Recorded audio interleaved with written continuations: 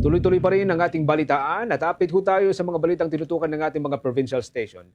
Unahin ho natin dito sa Metro Manila, mga deboto ho sa Mandaluyong area, ibinahagi ang kanilang personal na kahilingan at dahilan sa pagsalubong sa Linggo ng Pagkabuhay. May exclusive report po dyan ng Star of Manila.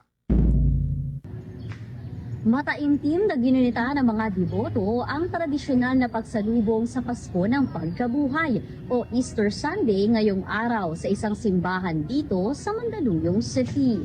Madaling araw pa lamang nang isinagawa ang pagtatagpo ng imahe ni Jesus at ni Birheng Maria na kung tawagin nga ay salubong. Maaga pa lamang ay dagsana ang mga deboto para sa prosesyon patungo sa simbahan ng Our Lady of Fatima Parish sa lungsod ng Mandaluyong upang tunghayan ang pagtatanggal ng itim na belo sa imahe ni Birheng Maria, tanda ng pagtatapos ng kanyang paghihinagpis at patungo na sa muling pagkabuhay ng kanyang anak na si Jesus. Pagtapos ng prosesyon ay agad na ring nagsimula ang misa matapos ang salubong. Ilan naman sa mga deboto ang nagbahagi ng kanilang mga kahilingan maging na makabuluhang dahilan sa pagsalubong ng Pasko ng Pagkabuhay ngayong linggo. Sana po maging masaya po kami ngayong Easter Sunday po. At saka mahalaga po ang pagdalo po sa Easter Sunday po dahil po ito po ang pagkabuhay po ng ating pinakamamahal na Jesucristo po.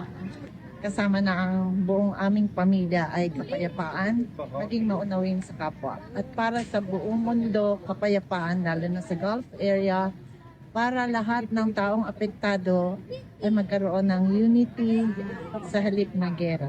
Easter Sunday, ito po ang panimula uli ng bagong sarili natin at mamulat tayo sa mga hindi natin nagawa sa buhay ng nakaraan at bumangon uli dahil sinave tayo ni Christ.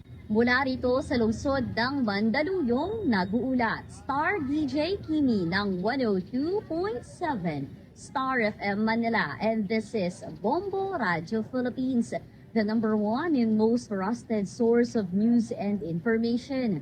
Basta Radio, Bombo!